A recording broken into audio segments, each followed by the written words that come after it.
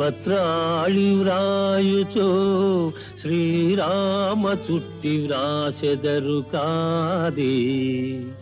ఘాతుకం వేదైన కాంచుచో జాలిమై రామ రామని ప్రజలంద్రు కాదే.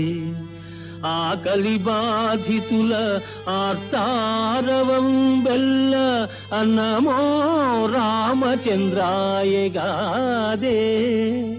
పార్వతికి అభవుండు ప్రవచించు తారక మంత్రంబు రామనామంబు కాదే.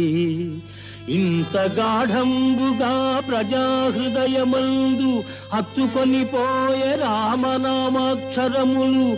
పిలుపులోనైన రాముని పేరు తలపా మానవాళికి కైవల్య